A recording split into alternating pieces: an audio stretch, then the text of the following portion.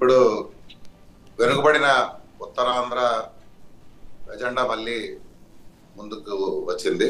ముఖ్యంగా ఆంధ్రప్రదేశ్ విభజన తర్వాత కేంద్రంలో బీజేపీ ప్రభుత్వం రాష్ట్రానికి ఎంత అన్యాయం చేసిందో మనం చూసాం.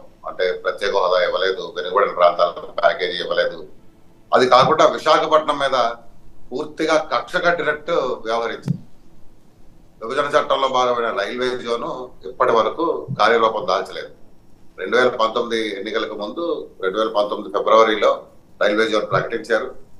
ఇప్పటి వరకు 2024 మార్చిలో ఉన్నాం. ఈ రోజు వరకు రైల్వే జోన్ ఎక్కడ వేసిన గొంగలి అక్కడే సమంగా ఉండిపోయింది. వాల్టర్ డివిజన్ ని రద్దు చేశారు. అలాగే విశాఖపట్నం స్టీల్ ప్లాంట్ ప్రైవేటైజేషన్.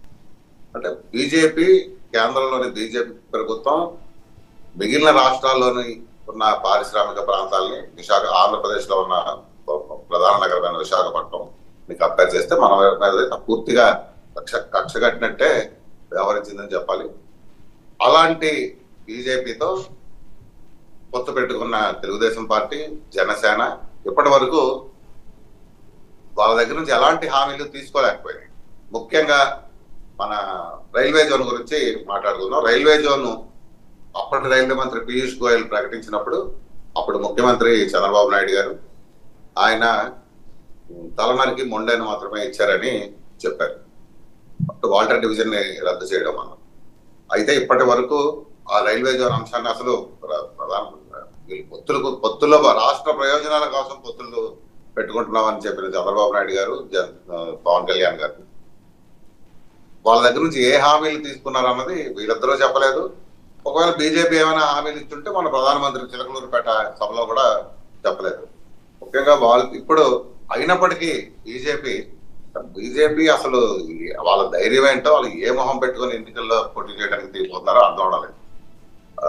ఉమ్మడి విశాఖ జిల్లాలో భాగమైన అనకాపల్లి, అరకు 2 పార్లమెంట్ స్థానాలు ఇక్కడే పోటీ చేయడానికి సీఎం రమేష్ గారు, కొత్తపల్లి గీత గారు బరిలో దిగబోతున్నారు.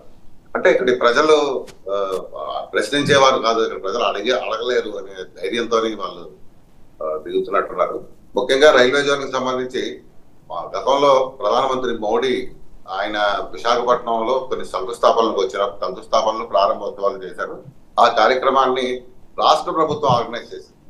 రాష్ట్ర ప్రభుత్వం ఆర్గనైజ్ చేసిన ఆ కార్యక్రమంలో దక్షిణ కోస్తా అంటే విశాఖపట్నం కేంద్రంగా ఉన్న సౌత్ కోస్ట్ రైల్వే జోన్ కూడా శంకుస్థాపన చేయాల్సి ఉంది. ఆ శంకుస్థాపన చేస్తారని ముందు వార్తలు వచ్చినాయి. అదేవిధంగా రైల్వే శాఖ మంత్రి అశ్విని వైష్ణవ్ కూడా ఆ ముందు రోజు వెళ్ళి డిజైన్స్ చూశారు, ఆ సైట్స్ చూశారు, అంతా అయింది. బట్ రాత్రికి రాత్రే ఆ శంకుస్థాపన కార్యక్రమం రద్దయింది.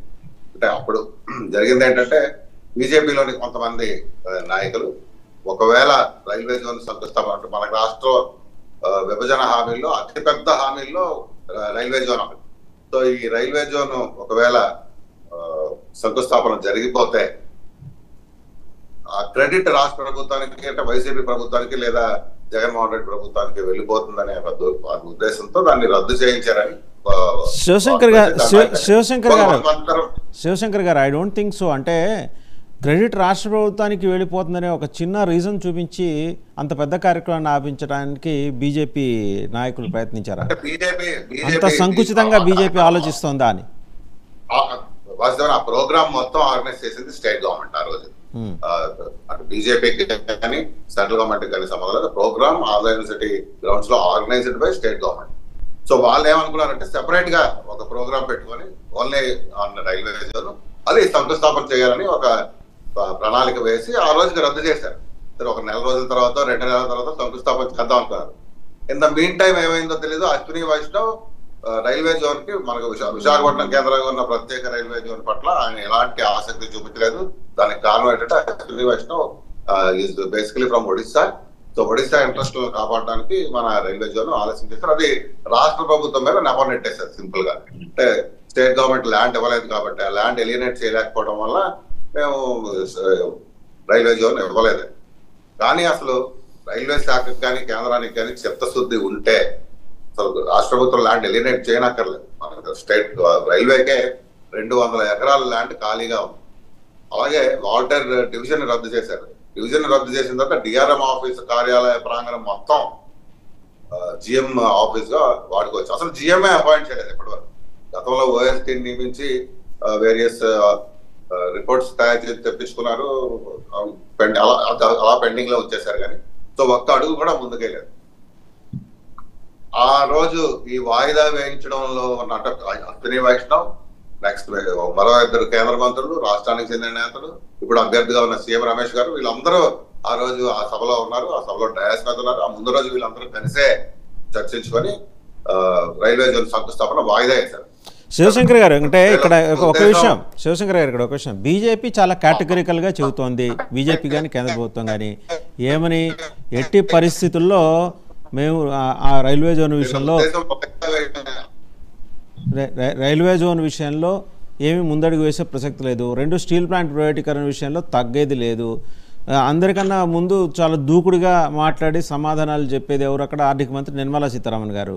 ఆవిడని ఎప్పుడు అడిగినా సరే మేము నిర్ణయం తీసుకున్నాం డిజిన్వెస్ట్మెంట్లో భాగంగా, ఇవాళ కాబట్టి రేపైనా స్టీల్ ప్లాంట్ ప్రైవేట్ పరం కావాల్సిందే. అట్లాంటి అయిపోయిన పెళ్లికి మీరు బాజాలు మోగిస్తానంటే బీజేపీ అంగీకరిస్తుందా? బీజేపీ ముందు దీనికి సమాధానం చెప్పాల్సింది తెలుగుదేశం పార్టీ అధినేత చంద్రబాబు నాయుడు గారు, జనసేన అధినేత పవన్ కళ్యాణ్ గారు.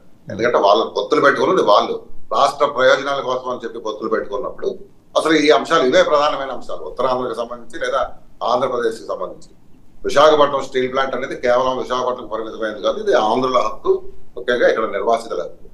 మొన్న Chhattisgarh elections, last year Chhattisgarh elections జరిగినప్పుడు ఛత్తీస్గఢ్ లో నాగర్నార్ స్టీల్ ప్లాంట్ కూడా మన స్టీల్ ప్లాంట్ కన్నా ఒక 4 రోజుల ముందు ప్రైవేటైజేషన్ చేస్తామని ప్రకటించారు. అది ఎక్స్ప్రెషన్ ఆఫ్ ఇంట్రెస్ట్ వరకు వచ్చింది, ఎన్ఎండిసి నుంచి డిటాచ్ చేశారు, దానికి ప్రైవేటీకరణకు అడుగులు వేసేసింది ముందుకు. అలాంటి నాగర్నార్ స్టీల్ ప్లాంట్ కూడా బీజేపీ ఎన్నికల హామీలో భాగంగా నాగర్నార్ స్టీల్ ప్లాంట్ ఇక్కడ గిరిజనుల హక్కు, దీన్ని ప్రైవేటైజ్ చెయ్యం అని హామీ ఇచ్చింది. సో పక్క రాష్ట్రమైన ఛత్తీస్గఢ్ లో మనకన్నా వేగంగా ప్రైవేటీకరణగా అడుగులు వేసినటువంటి స్టీల్ ప్లాంట్ ని ప్రైవేటీకరణ చేయమని ప్రకటించినప్పుడు ఆంధ్రుల హక్కు ఇక్కడ నిర్వాసితుల త్యాగాలతో ఏర్పడింది. నాగర్నార్ స్టీల్ ప్లాంట్ అది ఏ ఉద్యమాలతో ఏర్పడలేదు. విశాఖపట్నం స్టీల్ ప్లాంట్ 32 మంది ప్రాణ త్యాగంతో, ఎంతో మంది నిర్వాసితుల భూముల త్యాగంతో ఏర్పడిన స్టీల్ ప్లాంట్. ఈ ఎన్నికల్లో హామీ ఇవ్వాలి కదా ఏదో ఒకటి. అసలు మీరు స్టీల్ ప్లాంట్ ప్రైవేటైజ్ చేయమనో, అసలు లేదా ముందుకు వెళ్తామనో, లేదా అసలు వాళ్ళతో ఏం చర్చలు జరిపారు. రాష్ట్ర ప్రయోజనాల కోసం పొత్తులు పెట్టుకున్నాం అని చెప్పినటువంటి టీడీపీ, జనసేన దీని మీద స్పష్టంగా చెప్పాలి. రైట్. ఒకసారి బీజేపీ నాయకులు రామ్ కుమార్ గారి దగ్గరికి వెళ్తాం. రామ్ కుమార్ గారు నమస్కారం అండి. మీకు ఎందుకో ఆంధ్రప్రదేశ్ పెద్దగా అచ్చొస్తున్నట్లేదు, ఎందుకంటే ఎక్కడ ఏం చేయాలని మొదలెట్టినా బూమరాంగ్ అవుతున్నాయి మీ ఎఫర్ట్స్ అన్ని. ఇప్పుడు వైజాగ్ వాళ్ళ సెంటిమెంట్ మీద దెబ్బ కొట్టిన ఆయన్ని తీసుకొచ్చి అనకాపల్లిలో మీరు క్యాండిడేట్గా నుంచోబెడితే ఏం రిజల్ట్ వస్తుందండి? ఏదో మొహమాటానికి పెట్టినట్టుగా మీరు అభ్యర్థులను పెట్టి మీ కేంద్ర మంత్రులు చాలా ఎడమెంట్గా సమాధానం చెబుతుంటారు పార్లమెంట్లో కానీ బయట కానీ.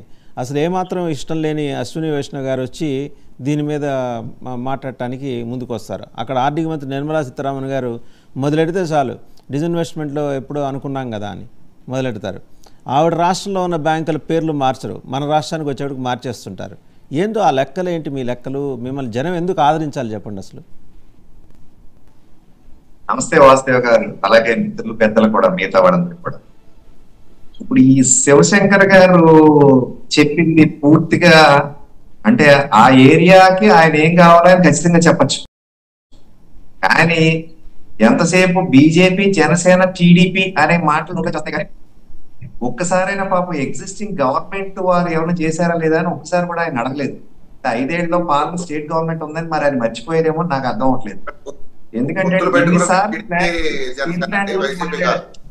మీరు అలా డిస్టర్బ్ చేస్తే నేనేం చేయలేదు. ప్లీజ్ నేను చెప్పిన తర్వాత మీరు చెప్పండి. ఇప్పుడు ఇన్నిసార్లు స్టీల్ ప్లాంట్ అని అడిగారు, కడపలో శంకుస్థాపన చేసిన దానికి ఇన్నేళ్ళు ఏమైందని ఒకసారి కూడా మీ నోట్ల నుంచి రావాలి కదా, మరి అది ఎందుకు రాలేదు?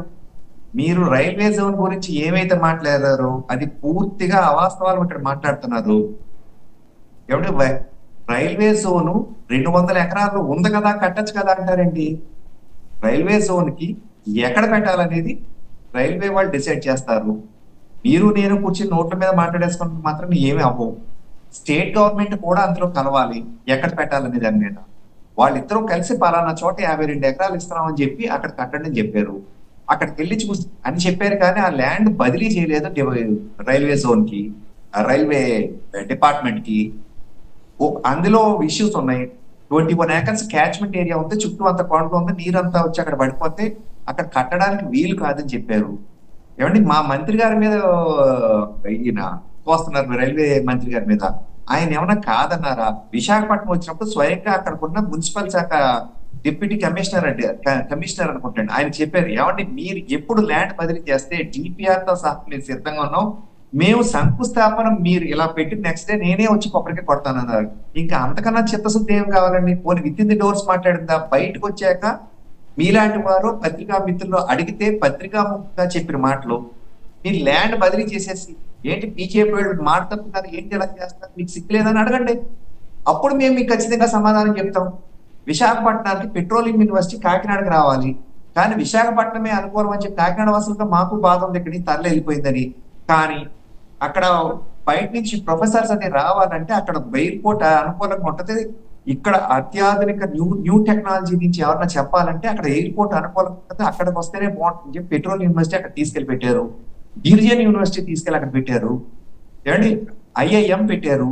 ఇంకేం కావాలండి? అంటే ఏమీ లేదంటే ఇవన్నీ చేస్తూ వస్తున్నారు. అంటే ఏమండి అలా కాదు వాసుదేవ్ గారు, ప్లేట్ లో పెట్టేసి మొత్తం ఏదో పరమాణం, బూర్లు, పచ్చడన్ను, మొత్తం పులిహార, బిర్యానీ అన్ని పెట్టేస్తే ఒకే రోజు తినేస్తారా?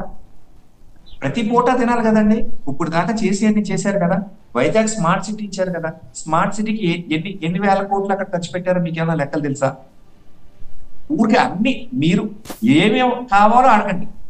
ఏమి ఇవ్వలేదు, ఇది ఇస్తా అన్నారు, ఇవ్వలేదని అడగండి. అంతేగాని అన్ని ఇవ్వలేదంటే మాత్రం ఇది అవాస్తవం. ఆయన అన్ని అడగట్లా, రెండే అడుగుతున్నారు. రామ్ కుమార్ గారు ఆయన అన్ని అడగట్లా, రెండిటి గురించే మాట్లాడుతున్నారు. ఆయన కాదండి, అంటే ఏమి ఇవ్వలేదని ఊరికి బ్లేమ్ చేయాలి, వీళ్ళని బ్లేమ్ చేయాలి. ఆయన north Andhra development forum convener గా ఆయన ఇంట్రెస్ట్ ఆ 2 అంశాలే, వాటి గురించి ఆయన అడుగుతున్నారు. ఇప్పుడు రైల్వే జోన్ నేను క్లారిటీ ఇచ్చానా లేదా మీకు? మొన్న ఇంకోటి విశాఖ ఉక్కు అన్నారు, దానికి కూడా మొన్న ఇన్స్టిట్యూషన్స్ అన్నిటికీ కూడా ఫైల్స్ కదిలి ఈ ఒక్కదానికి ఆగింది. ఏం చేస్తున్నాం దానికి క్లారిటీ వచ్చాక దానికి కూడా సమాధానం చెప్తారు. ఆ లోకల్ లీడర్స్ అడిగితే ఇంకా ఖచ్చితంగా ఇన్ డెప్త్ చెప్తారు. కానీ ఫైల్ ఆగిందనే విషయం వాస్తవం, అది కూడా తెలుసు. నేను ఆయన అదే అన్నాను, మీ ఏరియాకి ఏం కావాలో మీ ఏరియా ఖచ్చితంగా మీరు అడిగే హక్కు మీకు ఉంది, దానికి సమాధానం. కానీ రైల్వే జోన్ గురించి మాత్రం పూర్తిగా అవాస్తవాలు మాట్లాడమాట. ఇది మాత్రం నేను చెప్పిందే నిజం. మీరు సరే ఆయనకు ఫారం తరపున్నారు కదా, రేపో ఎల్లుండో నెలలో వెళ్ళి ల్యాండ్ బదిలీ చేయించమనండి. బదిలీ చేయమని అడగాల్సిన బాధ్యత కేంద్రంలో ఉన్న ఎన్డీఏ ప్రభుత్వానికి లేదా? ఉంది. విశాఖపట్నంలో ఉన్న శివశంకరరావు లేదా కృష్ణాంజనేయులు గారు ఇద్దరు లెటర్లు రాసి అడగాలి. కేంద్రంలో ఉన్న ప్రభుత్వం అడుగుతున్నారు, విశాఖపట్నం ఉన్న మా నాయకులు అడుగుతున్నారు. అక్కడ ఇష్యూ ఉందని వాళ్ళు తెలుసు. పోనీ వాళ్ళిద్దరు మినిస్టర్ గారు, అక్కడ విశాఖ మున్సిపల్ కమిషనర్ గారు ఇద్దరు ఎదురుబోతులు వచ్చారు కదా. ఒకటి క్లియర్ అండి, ఒరిస్సా ఇంట్రెస్ట్ కాపాడటానికి ఒకటి రామ్ కుమార్ గారు పార్టీగా మీ లైన్ ఒకటండి, కాదంటలా. కానీ ఒరిస్సా రాష్ట్రానికి చెందిన అశ్విని వైష్ణవ్ ఆయన రాష్ట్ర ప్రయోజనాలు కాపాడుకోవడానికి ప్రయత్నిస్తుంటే మీరు పార్టీలో మాట్లాడాలి, ఆయన పిలిపించి మాట్లాడాలి. ఈ రకంగా యూ షుడ్ నాట్ డూ అని చెప్పాలి మీ హెడ్ క్వార్టర్స్. మీరు నిమ్మకుంటే ఎట్లాగా, అలా నిమ్మలం కూర్చుంటే ఎట్లా? ఏమండి ఒరిస్సా ఇప్పుడు అసలు అన్నిటికన్నా ముఖ్యం ఏంటంటే అండి, ఆయన ఒరిస్సా రాష్ట్రమైన రైల్వే మంత్రి అయినంత మాత్రం ఆయనకే చేస్తారండి. ఎలాగంటే ఆయన దేశానికి రైల్వే మంత్రి అండి. ఆ విషయం ఆయనకు తెలియాలి కదా. నా రాష్ట్రం కాదండి, నా రాష్ట్రానికి ఇది అన్యాయం జరుగుతుంది, నేను ఇక్కడ ఆపేశానని ఎక్కడన్నా ఇచ్చారా? ఈయన ఇందాక ఒక రాజకీయ వ్యాఖ్యలు చేశారు, ప్రజలకు ఏది ఇలాగే నాకు వినిపిస్తుందనో లేకపోతే అక్కడ ఏదో చెప్తున్నారనో. అసలు ఇవన్నీ తప్పుడు మాటలండి. ఆయన ఎవరు చెప్పారు చెప్పండి? ఇక్కడ ఇక్కడ ఆయనకి ఇష్టం లేదు ఆపేశారని ఓపెన్ గా ప్రెస్ మీట్ లో కూడా కాదు, బయటికి వెళ్తుంటే రోడ్డు మీద ఆగితే పత్రికా మిత్రులు వస్తే బైట్స్ కోసం వస్తే నేను ఇదిగో ఇక్కడే ఉన్నారు కమిషనర్ గారు, నేను లోపల చెప్పాను, నేను నెల రోజుల్లోపు ఆయన సిద్ధం చేయమని నేను వచ్చి కొబ్బరికాయ కొడతాను, DPR రెడీ అని చెప్పారు. ఈ పేపర్ ఓపెనే కదండి, ఇదేం క్లోజ్ కాదు కదా. అదే కమిషనర్ గారి చేత నేను ఇచ్చేసానని ఈ నెల్లి శివశంకర్ గారిని వెళ్ళి అడగమనండి, మీదే లేటు, మంత్రిదే లేటు అని ఒక్క స్టేట్మెంట్ ఇప్పించండి. మేము తెల్లారితే కూడా దాని మీద రియాక్ట్ అవుతారు లేదో మేము ఛాలెంజ్ చేస్తున్నాం. రైట్, మళ్ళీ మీ దగ్గరకు వస్తాను, మళ్ళీ మీ దగ్గరకు వస్తాను. ఒకసారి కృష్ణాంజనేయులు గారి దగ్గరికి వెళ్దాం. వాసుదేవన్ గారు, ఇప్పుడు ఆయన చెప్పినది అశ్విని వైష్ణవ్ మీడియాతో ఎక్కడ మాట్లాడారంటే సింహాచలం రైల్వే స్టేషన్ మోడర్నైజేషన్ అదేదో ఒక ఫౌండేషన్ కోసం వచ్చినప్పుడు మాట్లాడాడు మీడియాతో. ఆ రోజు నేను కూడా అక్కడే ఉన్నాను, జీవీఎల్ నరసింహారావు గారు అక్కడే ఉన్నారు. నేను అశ్విని వైష్ణవ్ క్లియర్ గా అడిగాను, you need not wait for that particular land అంటే ఆయన మాట్లాడకుండా వెళ్ళిపోయాడు. ఆ రోజు అసలు యాక్చువల్ గా అంతకు ముందు ప్రధానమంత్రి మోడీ గారి పర్యటన సందర్భంగా వాళ్ళు పైనాపిల్ కాలనీలో ల్యాండ్ ఐడెంటిఫై చేశారు. అశ్విని వైష్ణవ్ హిమ్సెల్ఫ్ ఆ డిజైన్ అన్ని చూశాడు ఆయన. బట్ ఓవర్ నైట్ అది ఆ ప్రోగ్రామ్ ని వాయిదా వేసుకున్నారు. వాల్టర్ డివిజన్ ఎంత మాట్లాడారు కానీ వాల్టర్ డివిజన్ రద్దు చేశారు. వాల్టర్ డివిజన్ గురించి కూడా ఆ రోజు అశ్విని వైష్ణవ్ ని గట్టిగా అడిగితే ఆయన ఏమన్నాడంటే with in 1 week or 10 days దీని మీద ఒక మీటింగ్ పెడదాం, అందరు స్టేక్ హోల్డర్స్ ని పిలుద్దాం అని చెప్పి జీవీఎల్ గారు కూడా ఉన్నారు అక్కడ, ఆయనకి చెప్పాడు దీని మీద ఒక మీటింగ్ పెడదాం, వైజాగ్ లోనే పెడదాం అని చెప్పాడు. అంతే. ఆ తర్వాత ఇంకా అశ్విని వైష్ణవ్ ఒకేసారి వచ్చారు. వచ్చినప్పుడు మీడియాని కృష్ణాంజనేయులు గారు దగ్గరికి వెళ్దాం. కృష్ణాంజనేయులు గారు, ఉత్తరాంధ్ర రామ్ కుమార్ గారు వస్తా మళ్ళీ మీ దగ్గరకు వస్తా. మిగిలిన వాళ్ళు కాదు మళ్ళీ మీ దగ్గరకు వస్తాను. రామ్ కుమార్ గారు మళ్ళీ మీ దగ్గరకు వస్తా. మరి కృష్ణాంజనేయులు గారు మాట్లాడతారు. కృష్ణాంజనేయులు గారు, వాసుదేవన్ గారు, ఇప్పుడు ఇద్దరు కూడా కీలకమైనటువంటి వాళ్ళే మాట్లాడారు. ఒకళ్ళు ఉత్తరాంధ్ర డెవలప్మెంట్ కోసం పోరాటం చేస్తున్నటువంటి శివశంకర్, అదేవిధంగా కేంద్ర ప్రభుత్వ ప్రతినిధిగా బీజేపీ తరఫున రామ్. ఇవి ఎలా ఉంటాయంటే మన నీళ్ల కుళాయి దగ్గర జగడాల తరహాలోనే ఉన్నాయి తప్ప ఇది పరిష్కారం దిశగా ఆలోచించేటువంటి ప్రయత్నం ఇద్దరు వైపు నుంచి లేదు అని నేను. ఎందుకు అని అంటే, ఒకటి ఇప్పుడు జరుగుతున్నటువంటి ఉత్తరాంధ్ర డెవలప్మెంట్ మీద చర్చకు సంబంధించినటువంటి విషయం. కనీసం ఎన్నికల సమయంలోనైనా సరే ఒకసారి చర్చకు రావటం అనేటువంటిది మంచి పరిణామం, ఆహ్వానించాలి కూడా. ఎందుకంటే విడిపోయినటువంటి ఆంధ్రప్రదేశ్లో ఉత్తరాంధ్ర 3 జిల్లాలు, రాయలసీమలో 4. ఈ డెవలప్మెంట్ కు సంబంధించినటువంటి అంశము ఖచ్చితంగా చర్చ జరగాలి, డెవలప్మెంట్ కూడా జరగాలి, లేకపోతే పరిష్కారం కాదు కదా. 3 ప్రాంతాలు ఈ విధమైనటువంటి డెవలప్మెంట్ విషయంలో ఈ విధమైనటువంటి సమతుల్యత లేకపోతే ఇబ్బంది అవుతుంది, అన్రెస్ట్ వచ్చేదానికి అవకాశం. అయితే ఈ ఎన్నికల సమయంలో ఈ విధంగా మనం మాట్లాడుకున్నందువల్ల ఇది పరిష్కారం అవుతుందా కాదనేటువంటిది కూడా చర్చ. ఎందుకోసమంటే ఎన్నికల సమయంలో మాట్లాడటానికి పనికొస్తుంది తప్ప ఇది పరిష్కారం అయ్యేటువంటి దిశగా ప్రయత్నాలు లేవు అనేటువంటి. ఎందుకు అంటే మీరు ఉత్తరాంధ్రకు సంబంధించినటువంటి డెవలప్మెంట్ విషయంలో కేంద్ర ప్రభుత్వం కానివ్వండి, ఏది వెనకబడినటువంటి జిల్లాలకు నిధులు కానివ్వండి, అదేవిధంగా రైల్వే జోన్కు సంబంధించినటువంటి విషయాలు కానివ్వండి, విశాఖ ఉక్కు ఫ్యాక్టరీ ప్రైవేటీకరణ విషయంలో కానివ్వండి, ఈ ఉద్యమాలు ప్రజల్లో నుంచి ప్రజల తరఫున వీటి పరిష్కారం దిశగా కేంద్ర ప్రభుత్వం మీద కానీ రాష్ట్ర ప్రభుత్వం మీద కానీ ఆ దిశగా ప్రయత్నాలు జరగలేదు. ఎక్కడో చిన్న మేము చేసామని చెప్పొచ్చు. ఇప్పుడు శివశంకర్ గారు మేము చేసామండి కొన్ని ఉద్యమాలు, ఇవి కొంత ప్రభుత్వాలని వాళ్ళు ఆలోచింపజేసేటువంటి విధంగా ఖచ్చితంగా వీటి పరిష్కారం దిశగా ఖచ్చితంగా మనం చేయకపోతే ప్రజలు తిరుగుబాటు చేస్తారు అనే స్థాయిలో లేవండి. ఇప్పుడు ఎన్నికల సమయంలో మాట్లాడినందువల్ల ఇది రాజకీయ అంశాలుగా మారిపోతాయి తప్ప ఇంకోటి కానీ. ఇంకొకటి ఏంటి అని అంటే, ఇప్పుడు అనకాపల్లికి సీఎం రమేష్ వచ్చాడు. ఎట్టొస్తాడు? వేరే అతను ఇప్పుడు బీజేపీ వాళ్ళు ఇక్కడ తెచ్చిపెట్టారు అని. ఇది ఉత్తరాంధ్ర వాళ్ళకి కొత్త విషయం కాదండి. విశాఖపట్నంలో ఎంపీలుగా ఎవరు వస్తున్నారు? ఎక్కడ వాళ్ళు వస్తున్నారు? విశాఖపట్నం వాళ్ళు పోటీ చేస్తున్నారా? విశాఖపట్నం వాళ్ళు గెలుస్తున్నారా? బయట వాళ్ళు అనేది విశాఖపట్నం సిటీకి రావడం, అనకాపల్లి కానివ్వండి లేదా ఎక్కడికైనా కానీ. ఇప్పుడు కొత్తపల్లి గీత ఆవిడ ఇంతకుముందు కూడా అరకు ఎంపీగా చేశారు. ఇప్పుడు ఆవిడ లోకల్ నాన్ లోకల్ అనేటువంటి విషయాలు తరం. ఇక్కడ మనం చర్చకు అవకాశం ఉంటే ఉత్తరాంధ్రకు సంబంధించినటువంటి వాళ్ళు ఇప్పటికైనా సరే బీజేపీకి సంబంధించినటువంటి వాళ్ళు రంగంలో ఉన్నారు కాబట్టి, కూటమి తరఫున వాళ్ళు రంగంలోకి దిగారు కాబట్టి, ఈ ఎన్నికల సమయంలో మాకు ఒక హామీ ఇస్తే తప్ప, కనీసం ఇప్పుడు వీళ్ళు హామీ ఇచ్చి అమలు చేయనటువంటి మోసకారులే. నేను దాంట్లో దోషులు ఎవరు అని అంటే, ఏది విశాఖ రైల్వే జోన్ విషయం కానివ్వండి, ఉత్తరాంధ్ర డెవలప్మెంట్ విషయం కానివ్వండి, విశాఖ ఉక్కు ఫ్యాక్టరీ విషయంలో మొదటి దోషి నరేంద్ర మోడీ.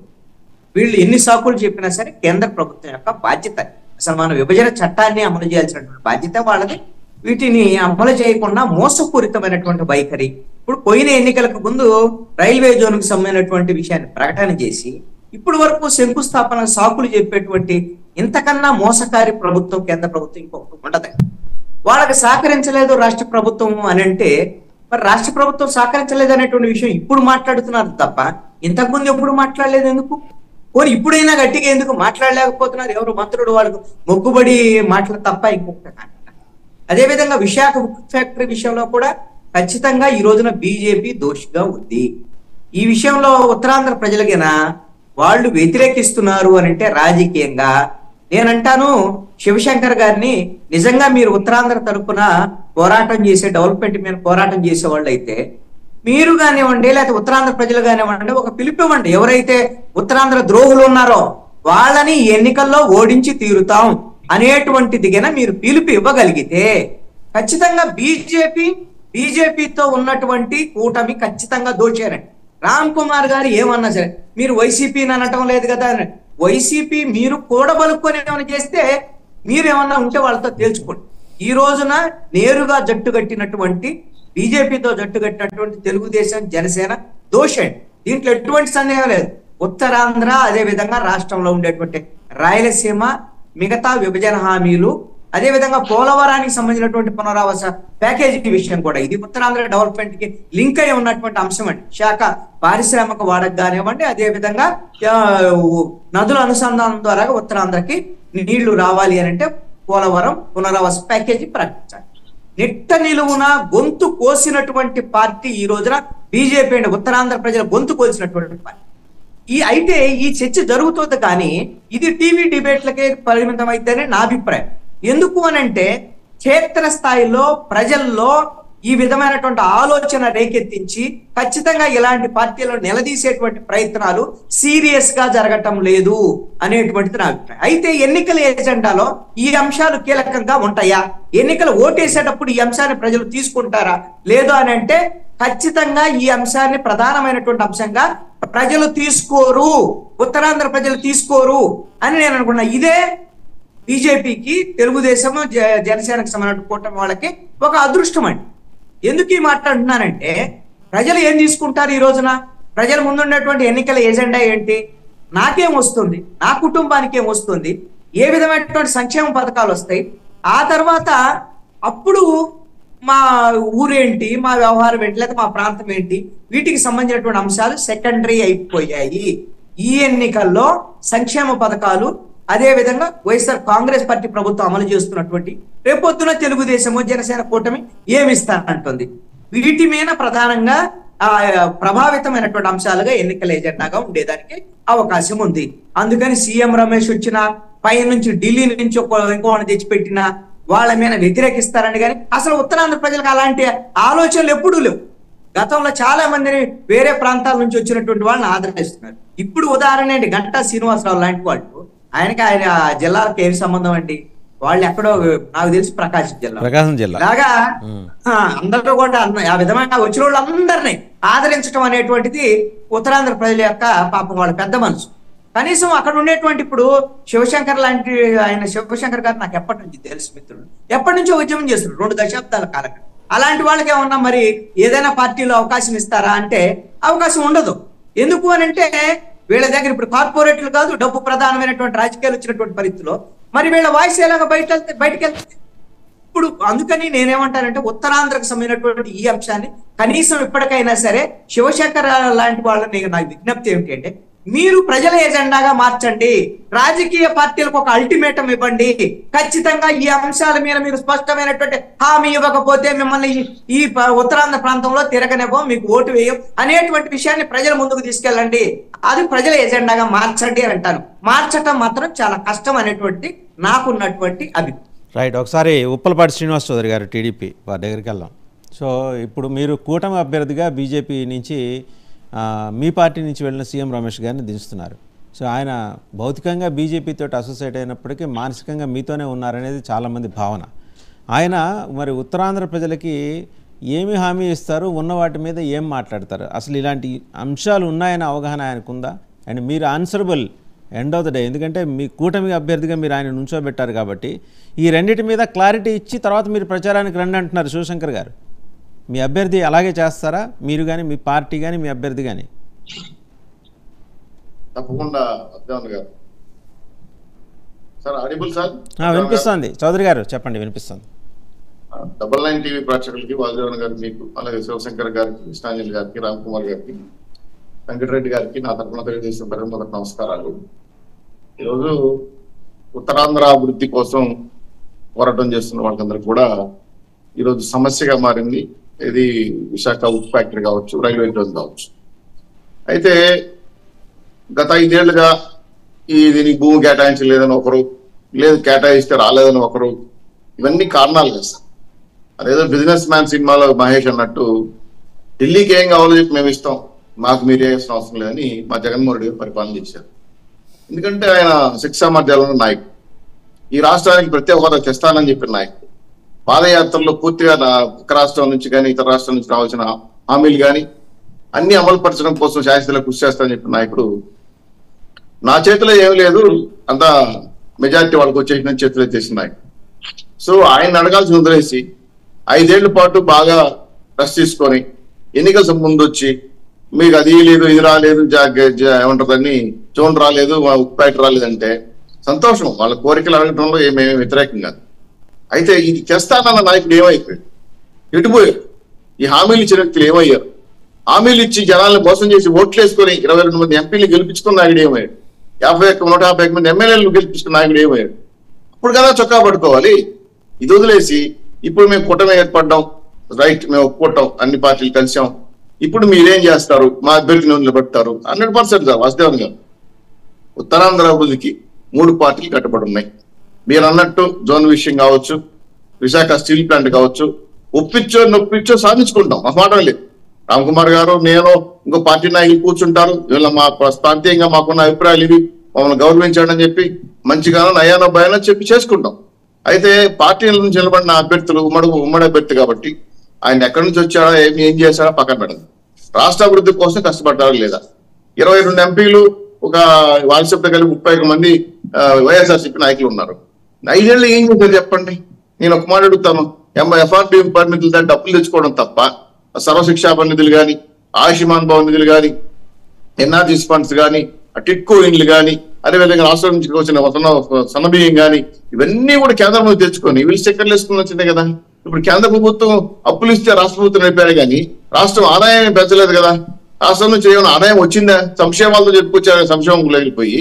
ఇటువంటి పరిస్థితుల్లో ముఖ్యమంత్రి గారు చేయాల్సిన బాధ్యత, కడప స్టీల్ ప్లాంట్ తో సహా 3 సార్లు కొబ్బరికాయలు కొట్టారు సార్. కాంపౌండ్ కూడా కట్టలేదు ముఖ్యమంత్రి గారు. సొంత పులివెందుల వేంపల్లిలో పిహెచ్ సెంటర్ లో 4 డాక్టర్లు లేరు. ఇంకంతకన్నా ఇంకో ముఖ్య విషయం చెప్తా, వైజాగ్ జోన్ అన్నారు కదా, కడప నుంచి బెంగళూరుకి డబ్లింగ్ లైన్ వేస్తానన్నారు సార్ కేంద్ర ప్రభుత్వం. నాకు వద్దు అని రాయించిన వ్యక్తి ఎవరన్నా ఉంటే జగన్మోహన్ రెడ్డి గారు. అంటే కడపలో పడుతున్న హార్టికల్చర్ మెటీరియల్స్ అన్నప్పుడు బెంగళూరు ట్రాన్స్ఫర్ చేయడం కోసం ఒక లైనింగ్ వేస్తామన్నారు. వద్దు అని రాసిచ్చాడండి మా జగన్మోహన్ రెడ్డి గారు. అంత గొప్ప వ్యక్తి, ఢిల్లీకి ఏం కావాలో చెప్పి మేము ఇస్తాం, మాకు మీరు ఇవ్వాల్సిన అవసరం లేదని చెప్పి గొప్ప వ్యక్తిని ఇన్ని రోజు చొక్కా పట్టుకోకుండా ఎలక్షన్ ముందు పార్టీలు ఊటాయి కాబట్టి మనం అడగటంలో మీరు తప్పు నేను అనట్లేదండి, మీ దమ్మ మీరు నిర్వర్తించండి కాలానికి. ఇవన్నీ సాధించడానికి 3 పార్టీలు కట్టుబడినాయి. Janasena, Telugu Desam party, TDP party కూర్చొని మా ఎన్నికల మేనిఫెస్టోలో మేము ఆ రోజు కూడా చెప్పాం, విశాఖ హక్కు, ఆర్డర్ల హక్కు, దాన్ని ఎవరు కూడా తొలగించలేదు. వైజాగ్ జోన్ సంబంధించిన భూములు మేము వస్తారే ఫస్ట్ కేటాయిస్తాం, 100% జోన్ తెప్పించుకుంటాం. వాళ్ళతో డివిజన్ దాన్ని అర్థం చెప్పారు మా మిత్రులు. వాళ్ళతో డివిజన్ అవసరం అనుకుంటే కొట్లాడి ఒప్పించి మాకు విశాఖ రావాలని చెప్పి కూడా పడతాం. దానికి ఏమేమి పరిమితులు ఉన్నాయో తీసుకొచ్చుకుంటాం.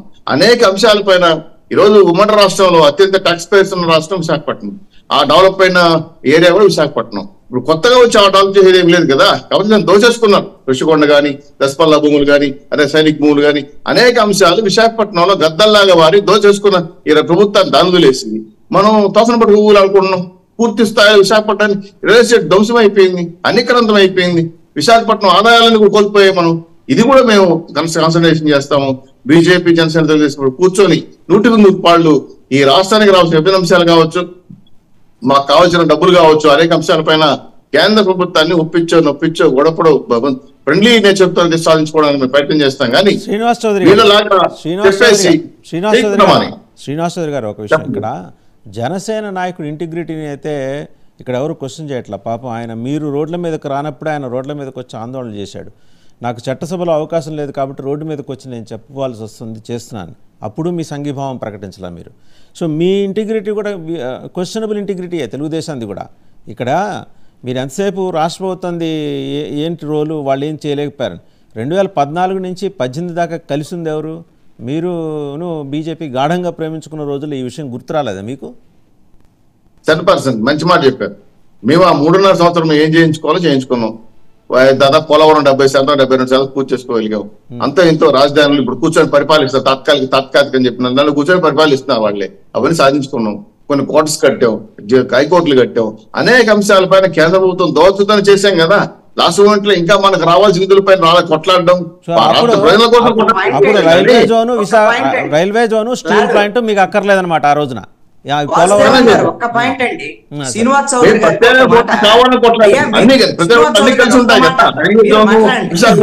చౌదరి గారు, కృష్ణాంజనేయులు గారు మీకు ప్రశ్న. ఒక్క మాట చౌదరి గారు, మీరు కేంద్రం నుంచి అంత తెచ్చుకుంటే నల్ల చొక్కాలు వేసుకొని ఆ రోజున చంద్రబాబు నాయుడు మాకు అన్యాయం జరిగిందని గల్లీ నుంచి ఢిల్లీ వరకు ఎందుకు పోరాటం చేశాడు? పోరాటం చేసినటువంటి ఆ డిమాండ్ లో ఏ ఒక్కటైనా సరే ఇప్పుడు మీరు వాటిల్లో ఒక్క హామీనైనా తీసుకొచ్చారా? నరేంద్ర మోడీని తెలుగులో, హిందీలో, ఇంగ్లీష్ లో పొగుడుతున్నటువంటి చంద్రబాబు నాయుడికి సిగ్గుందా అనేటువంటి అడిగేటువంటి పరిస్థితి ఆంధ్రప్రదేశ్ లో ఈ రోజున ఉంది. మంచి ప్రశ్న వేశారు కృష్ణాజీ గారు, తప్పేం కాదు. ఇప్పుడు రాష్ట్ర ప్రయోజనాల కోసం కొట్లాడాం. నాకు చంద్రబాబు నాయుడికి మోడీ గారికి కాస్తగులు కాదు కదా, లేదా చంద్రబాబు గారికి బీజేపీ పార్టీ కాస్తగులు కాదు కదా. రాష్ట్ర ప్రయోజనాల కోసం గొడవపడ్డాం, రాష్ట్రం కోసం రావాలని గొడవపడ్డాం. వాళ్ళు కూడా పెద్దలు కొందరు ఆశీర్వదించారు, కొంత వ్యతిరేకించారు. అల్టిమేట్ గా 3 సంవత్సరాల తర్వాత రావాల్సినవి రాలేదు కదా, గొడవపడ్డాం కదా. దీంట్లో మోడీ గారు, జగన్మోహన్ రెడ్డి ట్యాబ్లో పడ్డామా, ఇంకో ట్యాబ్లో పడ్డా తర్వాత విషయం. రాజకీయాలు చాలా ఉన్నాయి. అయితే మేము రాష్ట్ర ప్రజలు నష్టం చేసి తప్పే కాదు కదా. ఇప్పుడు ఉత్తరాంధ్ర వాళ్ళు కూడా గొడవ పడుతున్నారు, మేము రాష్ట్ర ప్రజలు గొడవ పడ్డాం. ఇప్పుడు కూడా మాకు విభేదాలు ఏమి లేవు బీజేపీ తెలుగుదేశం పార్టీకి ప్రత్యేక హోదా తప్ప. దానిపైన మేము డిస్కస్ చేసి ఆల్రెడీ ఒక ప్రపోజల్ తీసుకొచ్చాము. మీరు చేయలేరు, 5 ఏళ్ళు ఏం చేయలేకపోయారు, వాళ్ళు అడగలేరు, అడిగించే దమ్ము ధైర్యం కూడా ఈ రాష్ట్రంలో నాయకులు లేరు. ఎందుకంటే మాట్లాడితే కేసులు, జైళ్ళు, బెయిల్లు. ఇటువంటి సిచ్యువేషన్ లో మేము ముగ్గురు కూర్చొని ఏవైతే రాష్ట్రానికి రావాలో అవి ఖచ్చితంగా తీసుకొచ్చుకునే బాధ్యత మాది, మేము ఆడుకుంటున్నాము, చేస్తామని మీరు ధైర్యంగా హామీ చెబుతున్నారు. వాళ్ళు అడిగేది ఏంటంటే చౌదరి గారు, మీ అభ్యర్థులు, మీ కూటమి అభ్యర్థులు ఈ అంశాల మీద క్లారిటీ ఇచ్చి జనాలకి మరింత స్పష్టత ఇచ్చి ప్రచారానికి వస్తారా, లేకపోతే ఇది పక్కన పెట్టేసి మాట్లాడతారా అని అడుగుతున్నారు ఆయన. 500% ఏదైతే ప్రజలు, రాష్ట్ర ప్రజలు, ఉత్తరాంధ్ర కోరుకుంటున్నారు, joint action committee BJP, Janasena, Telugu Desam party కూర్చొని ఈ అంశాలను పరిగణలోకి తీసుకొని దీన్ని ఏ విధంగా సున్నితంగా పరిష్కరించాలి, ఏ రకమైన పరిష్కారం కావాలని చెప్పినా మాకు అవగాహన ఉంది. దాని మీద వెళ్తామని ప్రచారం ఇచ్చేటప్పుడు అవన్నీ ఖచ్చితంగా చెప్తారు. బహిరంగ సభలు జరగబోతున్నాయి, ఆ సభల్లో కూడా ప్రపోజల్ చేస్తారు. 99 కదా 200% రాష్ట్ర ప్రయోజనాలకి 3 పార్టీలు రాష్ట్ర నాయకత్వంతో మాట్లాడి ఖచ్చితంగా సాధించుకుంటామని చెప్పి కేంద్ర ప్రభుత్వ సహకారంతో అని మీకు ఖచ్చితంగా చెప్తున్నా. ఇదే మాట మళ్ళీ కూడా మాట్లాడారు. రేపు ఉత్తరాంధ్ర వెంకటేశ్వర రెడ్డి గారి దగ్గరికి వెళ్దాం, పాదయాత్ర వెంకటేశ్వర రెడ్డి గారి దగ్గరికి. ఇట్లా బీజేపీకి, జనసేనకి తెలిసి భేదాభిప్రాయాలు ఏం లేదు. వైసీపీ నేత వెంకటేశ్వర రెడ్డి గారి దగ్గరికి వెళ్దాం. సో ఇప్పటిదాకా వాళ్ళని అడిగారండి అందరూ. మీకు బాధ్యత లేదా రాష్ట్ర ప్రభుత్వంగా? మీకు సంబంధం లేదా? ఒరిస్సాకు చెందిన కేంద్ర మంత్రి ఆయన రాష్ట్ర ప్రయోజనాలు కాపాడుకోవటానికి ఆయన వ్యవహరిస్తున్న తీరుని మీరు గల్లా పట్టుకొని ప్రశ్నించలేరా? మీకు ఆ దమ్ము, ధైర్యం రెండూ లేవా? ఇప్పుడు మనం జనరల్గా ఒకసారి మనం ఉన్న విషయాలు ప్రాక్టికల్గా, రాజకీయాలు పక్కన పెట్టేసి ప్రాక్టికల్గా మాట్లాడుకుంటే, విభజన ఆంధ్రప్రదేశ్లో రాష్ట్ర విభజన జరిగిన తర్వాత కేంద్రంలో ఏ ప్రభుత్వానికైనా మనం ప్రభావితం చేసే భాగాలుగా మనం లేకుండా పోయాం. ఉమ్మడి ఆంధ్రప్రదేశ్ ఉన్నప్పుడు మనకి 42 ఎంపీ స్థానాలు ఉన్నాయి. ఉమ్మడి ఆంధ్రప్రదేశ్ ఉన్నప్పుడు 42 ఎంపీ స్థానాలు ఉన్నప్పుడు కేంద్రంలో ఏ ప్రభుత్వం ఏర్పడాలన్నా ఆంధ్రప్రదేశ్ యొక్క ప్రాధాన్యం ఎక్కువ ఉండేది. కాబట్టి ఆంధ్రప్రదేశ్ చెప్పింది జరిగేది ఆ రోజు. అది ఇక్కడ ఏ ప్రభుత్వం ఉన్నా, ఆంధ్రప్రదేశ్లో ఏ ప్రభుత్వం ఉన్నా, కేంద్రంలో ఏ ప్రభుత్వం ఉన్నా చెప్పింది జరిగేది. ఎప్పుడైతే రాష్ట్ర విభజన జరిగిందో 2 ముక్కలుగా మనం చీలిపోయామో, 2 ముక్కలుగా చీలిపోయిన తర్వాత మన బలం తగ్గిపోయింది. దానికి తోడు గడిచిన 10 ఏళ్ల కాలంలో కేంద్ర ప్రభుత్వం సింగిల్ మెజార్టీ తోటి ఎవరి ప్రభావం లేకుండా వాళ్ళు గెలిచేసి ఇప్పుడు ఎవరిని లెక్క చేయకుండా ఎవ్వరు ప్రతిపక్షాలు అనేవి లేకుండా వాళ్ళు చేయాలన్న ఉద్దేశంతో వన్ సైడ్ గా వెళ్తున్నారు. ఎవరి మాట వినే పరిస్థితిలో లేరు, ఎవరిని మనం ప్రభావితం చేసే పరిస్థితిలో మనం లేము. ఇది టు బి ఫ్రాంక్ వాస్తవం. ఇప్పుడు అది రాజకీయాల గురించి ఏదో చేసి మాట్లాడొచ్చు. ఇవాళ మళ్ళీ మేము చెప్తున్నాం, ఖచ్చితంగా కేంద్రంలో రాబోయే ప్రభుత్వం ఆంధ్రప్రదేశ్ అవసరం పడేలా మైనారిటీ ప్రభుత్వం వచ్చి ఆంధ్రప్రదేశ్ అవసరం పడేలా చేస్తే తప్పితే వాళ్ళు మన మాట వినే పరిస్థితిలో లేరు. ఇది క్లియర్. మళ్ళీ నేను ఇప్పుడు మనం చెప్తున్నారు, ఉప్పలపాటి శ్రీనివాస్ గారు ఒక మాట అంటున్నారు, మేము క్లియర్ గా ఒకటి అడుగుతున్నాం. ఆంజనేయులు గారు అడిగారు, ఆల్రెడీ ఉత్తరాంధ్ర డెవలప్మెంట్ సభ్యులు వాళ్ళు అడిగారు. నేనేమంటున్నానంటే, ధర్మ పోరాట దీక్షల్లో ఏ అంశాలు అయితే మీరు పెట్టి కేంద్ర ప్రభుత్వాన్ని ఆ రోజు విమర్శించారో ఆ అంశాలన్నిటికీ కేంద్ర ప్రభుత్వం మోడీ గారు ఒప్పుకున్నారా? ఒప్పుకుంటే చిలకలూరుపేట సభలో ఆ అంశాల గురించి ఎందుకు మాట్లాడించలేదు? ఆంధ్రప్రదేశ్ ప్రయోజనాల కోసమే మేము కలిసామంటున్నారు కదా, ఆ ప్రయోజనాలు ఏంటి? ఆ ప్రయోజనాలు ఎన్డీఏలో అగ్రభాగస్వామిగా ఉన్న మోడీ గారి చేత, బీజేపీ చేత మేము ఈ అంశాలన్నింటినీ ఒప్పుకున్నాము, మేము అధికారంలోకి వస్తే ఇవి నెరవేరుస్తామని చెప్పించగలరా అనేది మేము అడుగుతున్నాం. ఇక మేమేం చేశాం, మేమేం చేయలేకపోయాం అనేది ఈ ఆంధ్రప్రదేశ్ ప్రజలు ఈ 5 ఏళ్ల పరిపాలన చూశారు. మేము అది చేశాం, ఇది చేశాం, మేము అలా చేశాం, ఇలా చేశామని మేమేమి డబ్బాలు కొట్టుకోవాలని అనుకోవట్లేదు. మేమేదన్నా చేసి ఉంటే, మా వల్ల మీకు మేలు జరిగిందనిపిస్తే, మా ప్రభుత్వం, మా పరిపాలన మీకు నచ్చితే మాకు ఓటేయమని మేము అడుగుతున్నాం. మేము చెయ్యనివి చేశామని, చేయబోతున్నామని, చేస్తామని కాదు అడుగుతుంది. ఇప్పుడున్న మా పరిపాలన విధానం, ఇప్పుడు మేము మీకు మేలు చేస్తే మాకు ఓటేయమనే మేము అడుగుతున్నాం. మీ ఓటు మీరు అడిగే తీరు గురించి ప్రశ్నించట్లేదండి. ఇక్కడ మీరు బాధ్యతగా మాకు అది డిమాండ్ చేసే స్థాయిలో మేము లేం కాబట్టి, మేము డిమాండ్ చేసిన పని జరగదు కాబట్టి మేము దాని మీద మాట్లాడకుండా ఉన్నామని చెబితే జనం ఒప్పుకోరు కదండి. మీరు ఆంధ్రప్రదేశ్ మొత్తానికి ముఖ్యమంత్రి, అలాగే ఆంధ్రప్రదేశ్ మొత్తానికి పాలకపక్షం. ఉత్తరాంధ్రకి మాకు సంబంధం లేదన్నట్టు మాట్లాడితే ఎట్లా వెంకటేశ్వర రెడ్డి గారు? మీరు సంబంధం లేదనట్లేదు, మేము సంబంధం లేదనట్లేదు. కేంద్ర ప్రభుత్వం ఇవ్వాల్సిన వాటా ఇవ్వలేదు. కేంద్ర ప్రభుత్వాన్ని ఈ రోజు మళ్ళీ ఎన్నికలకు వస్తున్నారు.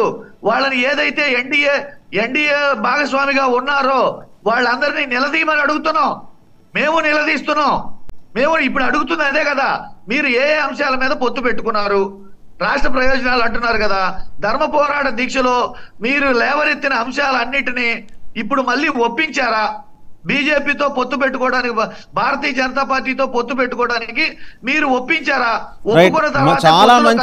చాలా మంచి ప్రశ్నలు కూటమికి వేస్తున్నారు. అలాగే మీరు ఏం చేయలేకపోయారనే విషయం కూడా జనాలకి చెప్పండి. మా బలం సరిపోలేదు. That shows your incompetence. మీ నిస్సహాయతని మీరు ప్రకటించుకుంటున్నారు అలా చెప్పడం ద్వారా. నిస్సహాయత అని మీరు అంటున్నారు. ప్రజలు బుద్ధి చెప్తారు. ప్రజలు మా వైపు ఉన్నారు. ఈసారి వాళ్ళు వస్తే బుద్ధి చెప్తారు. వాళ్ళని మైనారిటీ ప్రభుత్వంలోకి నెట్టేస్తారు.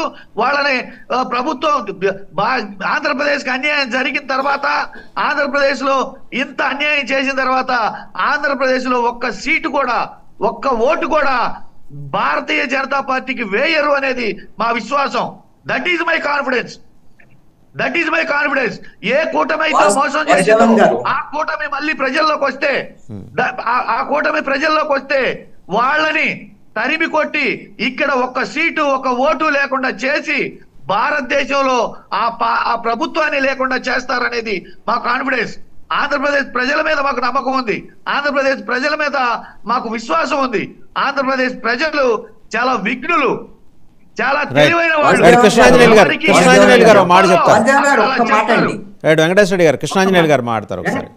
ఇప్పుడు వెంకటేశ్వర రెడ్డి గారు ఏం చెప్తున్నారు? మనకు 42 ఎంపీ సీట్లు లేవు, మనం బలహీనంగా ఉన్నామని చెప్తున్నారు. సింపుల్ ప్రాసెస్ అండి. మీరు గమనించండి. మరి తెలంగాణకు ఉన్నాయి 17 ఎంపీ సీట్లే. వాళ్ళు బీజేపీ ప్రభుత్వంతో వాళ్ళేమీ అంటగాగలేదు. వాళ్ళు పోరాటమే చేస్తున్నారు. బయటకైనా సరే, కనీసం అయినా సరే వాళ్ళు ఏదైతే మీకు అక్కడ బొగ్గు గనులకు సంబంధించినటువంటి విషయం, వాళ్ళని మేము ప్రైవేటీకరించము అని ప్రధానమంత్రి నరేంద్ర మోడీ తెలంగాణకి వెళ్ళి అక్కడ ప్రకటన చేశారు. మరి ఇక్కడ ఆంధ్రప్రదేశ్కి వచ్చేసరికల్లా మరి విశాఖ ఉక్కు ఫ్యాక్టరీని ప్రైవేటీకరించకుండా నిలుపుదల చేసేటువంటి విధంగా ప్రధానమంత్రి నుంచి మనం ఎందుకు హామీ పొందలేకపోయాం? అంటే ఇక్కడ సీట్లకు సంబంధించినటువంటి వ్యవహారం కాదు. మనము కేంద్ర ప్రభుత్వంతో సఖ్యతగా ఉన్నామా లేదనేటువంటి పాయింట్ కూడా కాదు, మనం సాధించామా లేదనేటువంటిది మాత్రం ఖచ్చితంగా వైఎస్ఆర్ కాంగ్రెస్ పార్టీ ప్రభుత్వాన్ని ప్రజలు అడుగుతారు. ఇక్కడ నేనేమంటానంటే వైఎస్ఆర్ కాంగ్రెస్ పార్టీ ప్రభుత్వం 5 ఏళ్ల పాటు సఖ్యతగా కొన్ని తెచ్చామని చెప్పొచ్చు. ఏది ఇందాక శ్రీనివాస్ చౌదరి గారు చెప్తున్నారు మేము కొన్ని తెచ్చాము. ఇవన్నీ కదండి, వీళ్ళు ఈ ఆంధ్రప్రదేశ్ లో ఉండేటువంటి అన్ని పార్టీలు కూడా కేంద్రంలో ఉండేటువంటి బీజేపీ మీద మాట్లాడలేని పోట్లాడలేని అసహాయత వల్ల ఆంధ్రప్రదేశ్ కి తీవ్రమైనటువంటి నష్టం జరుగుతుంది. వీళ్ళ రాజకీయ ప్రయోజనాల కోసం, వీళ్ళ స్వార్థ ప్రయోజనాల కోసం ఆంధ్రప్రదేశ్ ప్రజల యొక్క హక్కుల్ని తాకట్టు పెడుతున్నారు. ఈ రోజున సంఖలో దూరినటువంటి పవన్ కళ్యాణ్ కూడా ఖచ్చితంగా దోషేనండి. తెలుగుదేశం పార్టీ కూడా ఖచ్చితంగా దోషైతే నరేంద్ర మోడీతో పాటు వీళ్ళు సమాధానం చెప్పుకోవాల్సినటువంటి పరిస్థితి ఈ రోజున ఉంది. రైట్ శివశంకర్ గారు, సో మీరు రామ్ కుమార్ ఒక్క నిమిషం అవకాశం ఉంది, ఒక్క నిమిషం. ఇప్పుడు ఆంజనేయులు గారు చెప్పే వాటిల్లో మేమేమి అన్ని చేసేసాం, అన్ని సాధించేసాం, మాకే ఓటు వేయండి అని అనట్లా. మేము ఇంకా చేయాల్సినవి చేయలేకపోయినవి కూడా ఉన్నాయి. అవి ఏవైతే చేయలేకపోయినవి ఉన్నాయో వాటికి ప్రజలకి వివరణ చెప్పుకొని మేము ప్రజల్ని ఏ విధంగా వివరణ చెప్పాలి, ఏ విధంగా వాటికి సమాధానం చెప్పాలనే ఉద్దేశంతోనే మేము వెళ్తున్నాం. అన్ని చేసేసాము, మా వల్లనే అవుతుంది అనేది మేము అనట్లేదు. రైట్, మీకు క్వశ్చన్ అండి వెంకటేశ్వర రెడ్డి గారు, మీకు క్వశ్చన్, ఒక్క నిమిషం, మీకు ఒక క్వశ్చన్, మీ తర్వాత మళ్ళీ శివశంకర్ మాట్లాడే. ఇప్పుడు మాకు పూర్తి స్థాయిలో మాకు ఇక్కడ మేము ప్రభావితం చేయలేకపోతున్నాం కాబట్టి మేమేం చేయలేమంటున్నారు. రేపు ఇవాళ 303 నుంచి 400కి బీజేపీ వెళ్ళింది అనుకోండి, మీరేం లేదు మామూలుగా అన్ని దుకాణం బంద్కే చేసి వాళ్ళు ఏం చెబితే వాళ్ళు తానా అంటే మీరు ఇక్కడ తందానా అంటూ కూర్చోవాలి. అదే చేస్తారా రేపు పొద్దున మీరు అధికారంలోకి వస్తే? ఇప్పుడు అదే మీరు అనే క్వశ్చన్కి 300 నుంచి 400 స్థానాలు కాదు, 30 నుంచి 40 వస్తాయని మేము అనుకుంటున్నాం. 30 నుంచి అన్ని రాష్ట్రాలని, ఈ ఒక్క రాష్ట్రానే కాదు అన్ని రాష్ట్రాలని వీళ్ళు ఇలానే ఇబ్బంది పెట్టారు. మొత్తం రాష్ట్రాల హక్కులన్నీ హరించేశారు. రాష్ట్రాల హక్కులన్నీ హరించేసేసి గ్రౌండ్ లో ఎవరు లేకుండా, కాంపిటీషన్ అనేది లేకుండా, ప్రతిపక్షాలు అనేవి లేకుండా, ప్రశ్నించే వాళ్ళు అనేవాళ్ళు లేకుండా రాష్ట్రాల హక్కులు, పౌర హక్కులు అన్ని హరించేసేసి వాళ్ళు రైడ్ చేస్తున్నారు. రైట్, మళ్ళీ వస్తాం మీ దగ్గరికి. ఒకసారి శివశంకర్ గారి దగ్గరికి వెళ్దాం. శివశంకర్ గారు చాలా క్లారిటీతో చెప్పారు, రామ్ కుమార్ కానీ అలాగే చౌదరి గారు కానీ ఇద్దరు కూడా ఏంటంటే మేము చేయాల్సింది మేము చేస్తామని. మీరు అంటున్నారు అసలు అంటే రామ్ కుమార్ గారు అయితే మీరు దాని మీద పూర్తిగా కాన్సన్ట్రేట్ చేయకుండా మాట్లాడుతున్నారు, అంశాలు లేవనెత్తుతున్నారు అనే పద్ధతిలో ఆయన మాట్లాడారు. అండ్ ఎన్నికలప్పుడు ఈవెన్ కృష్ణాంజనేయులు గారు అడిగేది కూడా అదే, మీరైతే 2 దశాబ్దాలుగా ఉద్యమం చేస్తున్నారు, మీ గొంతుకని సపోర్ట్ చేసే పార్టీ అక్కడ ఏమీ లేదు కదా. మీరు ఇన్నాళ్ళు చేస్తూ వస్తున్న ఉద్యమాలు కానీ నిరసనలు కానీ కరెక్ట్గా కేంద్రం దృష్టికి వెళ్ళకపోవటం, వెళ్ళినా కూడా ఏంటంటే మీ నిస్సహాయతనో మీ నిర్బలత్వాన్నో చూసుకొని వాళ్ళ ఇష్టం వచ్చినట్టు రీతిలో ఇవాళనే కాదు రైల్వే మినిస్టర్స్ ఏనాడు మన ఆంధ్రప్రదేశ్కున్నారు, ఉమ్మడి ఆంధ్రప్రదేశ్కి లేరు. లాలూ ప్రసాద్ దగ్గర నుంచి మీరు చూస్తే ఈ రోజు వరకు ఉన్న రైల్వే మినిస్టర్స్ అందరూ కూడా కేవలం అబోవ్ వింధ్యాస్ ఉన్న ప్రయోజనాలు కాపాడుకోవటం కోసమే పనిచేశారు. Very true. ఈవెన్ కృష్ణాంజనేయులు గారు కూడా ఐ బిలీవ్ ఆయన దీంతో అగ్రీ అవుతారనుకున్నా.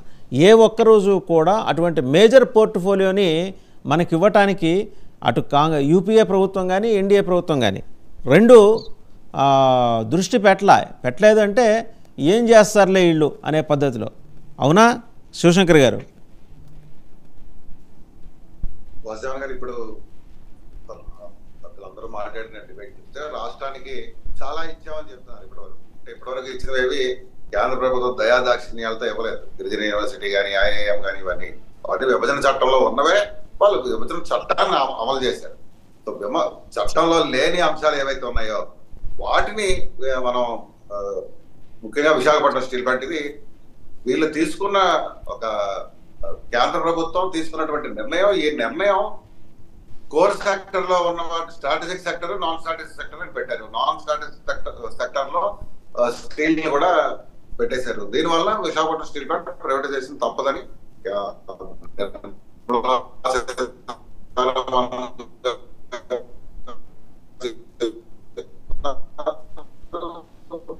కేంద్రంలో ఉన్న చేయడం లేదు. అదేవిధంగా ఇప్పుడు ముందు అంటే ఎన్నికల సమయంలో ఇది ఈ 45 రోజుల్లో ఈ సమస్యలు ఏవి పరిష్కారం కావు. అయితే పరిష్కారం కాకపోయినప్పటికీ అటు ఎన్డీఏ కూటమి స్పష్టమైన హామీ ఇవ్వాలి. ఇప్పుడు జరిగింది కేవలం హామీయే కదా, ఈ హామీ అయినా ఇచ్చి తీరాలి.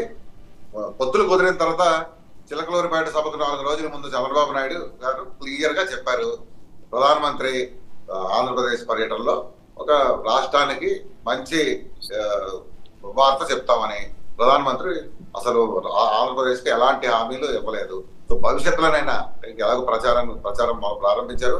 ఈ ప్రచారం సందర్భంగా వీటిపై స్పష్టమైన హామీ ఇవ్వాలి. ఎన్డీఏ కూటమిలో భాగమైనటువంటి చంద్రబాబు నాయుడు గారు హామీ ఇవ్వాలి, పవన్ కళ్యాణ్ గారు హామీ ఇవ్వాలి, అలాగే బీజేపీ పెద్దలు కూడా హామీ ఇచ్చి తీరాలి. మిగతా రాష్ట్రాలకి ఎన్నికలకు వెళ్ళినప్పుడు అంటే అక్కడ ఓన్ గా అధికారంలోకి వస్తాం కాబట్టి, అంటే ఎలాంటి పొత్తులు లేకుండానే ఛత్తీస్గఢ్ అలాగే కర్ణాటక పోటీ చేస్తే ఇచ్చారు, అక్కడ చేయడానికి సిద్ధమయ్యారు. బట్ ఆంధ్రప్రదేశ్ కు సంబంధించి ఇప్పటి వరకు ఎలాంటి హామీలు ఇవ్వకపోవడం, ఇది రాష్ట్రాన్ని మరోసారి వంచడానికి ఎన్డీఏ కూటమి సిద్ధమవుతారు. రైట్, రామ్ కుమార్ గారు మీరేమంటారు? ఎన్డీఏ కూటమి మీద వైపే అందరి వేళ్లు చూపిస్తున్నాయి, ఇంక్లూడింగ్ మీ అప్రకటిత మిత్రపక్షం వైసీపీ కూడా మీ వైపే చూపిస్తుంది వేలు. మీరు కూడా మిత్రపక్షం కాదండి, అప్రకటిత మిత్రపక్షం కాదండి, తప్పలేదు. కానీ మీరు అనడం మాత్రం కరెక్ట్ కాదు. సరే ఏదైనా కానీ మా ప్రజలు అర్థం చేసుకుంటారు. ఇలా 4-5 సార్లు మీరు అనడం వల్ల కూడా నేను మళ్ళీ చెప్పడం వల్ల వాళ్ళకు కూడా అర్థమవుతుంది. ఇప్పుడు శివశంకర్ గారు చెప్పినట్టు ఖచ్చితంగా ఎక్కడైతే వేరే రాష్ట్రాల ఎలక్షన్స్ జరిగినప్పుడు ఎలక్షన్ హామీలు ఇవ్వాలన్నదో తప్పలేదు. కానీ ఇప్పుడే కూటమైంది, మొదటిసారి మోడీ గారు వచ్చారు, సినిమా ఇప్పుడే స్టార్ట్ అయింది, అప్పుడే కంగారు పడకండి. 45 డేస్ ఉన్నాయి. మీరు అడగడంలో తప్పలేదు. రాబోయే రోజుల్లో జోన్లు వారీగా కూడా మోడీ గారే కాదు, అమిత్ షా గారు, రాజ్నాథ్ సింగ్ గారు ఇప్పుడు ఆల్రెడీ పక్క రాష్ట్రంలో ఈ రాష్ట్రంలో కూడా పర్యటన చేశారు. ఇంకా చాలా మంది రాష్ట్ర స్థాయి మంత్రులు, రాష్ట్ర స్థాయి పదాధికారులు వస్తారు. స్టేట్ వైడే కాదు, ఇంకా జోన్ వారీ కూడా సభలు పెడతారు. ఖచ్చితంగా మీ ఎక్స్పెక్టేషన్స్ మేము మీట్ అవుతాం, ఈ రాష్ట్రానికి ఏం చేయగలమో చెప్తాం. అటువంటి అవకాశాలు కలిసినప్పుడు అంటే ఉత్తరాంధ్ర కానీ ఈ జోన్లు ఎప్పుడైనా పెట్టినట్టు మీరు కూడా రిప్రజెంటేషన్స్ ఏమైనా ఉంటే ఖచ్చితంగా ఇవ్వండి. ఈ లోపల కూడా అక్కడ ఉన్న బీజేపీ నాయకులకి ఇస్తే ఇవన్నీ కూడా పైకి చేరుస్తాం. ఖచ్చితంగా మాత్రం మీకు ఈ హామీ ఇస్తున్నాం. కానీ ఇంకోటి, ఇప్పుడు ఈ వైసీపీ నాయకులు రెడ్డిగా చెప్తారు మొత్తానికి మేము పోవాలి. ఏంటి దేశవ్యాప్తంగా 30-40 ఈవేళ అపోజిషన్ కూడా ఎన్ని ఉన్నాయో మీకు ఏమైనా లెక్కలు తెలుసో తెలీదో, అంటే లేని అపోజిషన్ కి ఎన్ని ఉన్నాయో లేదో కాంగ్రెస్ కి మీకు అసలు లెక్కలు తెలుసో తెలియదు. ఇది ఈ వీళ్ళకి మాత్రం మీకు అధికారంలోకి వచ్చేటప్పుడు రెండేనండి, మీకు రెండే. అవి ఎట్లొచ్చినాయి అట్లానే పోతాయి, అట్లానే పోతాయి. పెద్ద విషయం ఏంటి?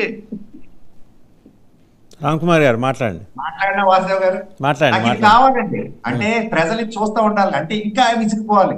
వీళ్ళు అక్కడ ఉన్న అంటే మా బిహేవియర్ ఎలా ఉంది, ఆడ బిహేవియర్ ఎలా ఉంది, ఎలక్షన్ టైంలో మారతారా మారరు, ఇది తెలవాలి ప్రజలకు. అందుకే నేను ఆగుతున్నాను. ఈ చూసైనా ప్రజలు మారతారండి ఈసారి. 151 ఉంది, అబ్సల్యూట్ మెజారిటీ ఉంది. ఈ రాష్ట్రంలో ఏం చేయగలరో చేసే పరిస్థితిలో వాళ్ళు ఉన్నా ఒక రాజధాని తీసేసి 3 రాజధాని తీసేస్తానని చెప్పినా ప్రజలు వీళ్ళ మళ్ళా నమ్మాలి. 3 సార్లు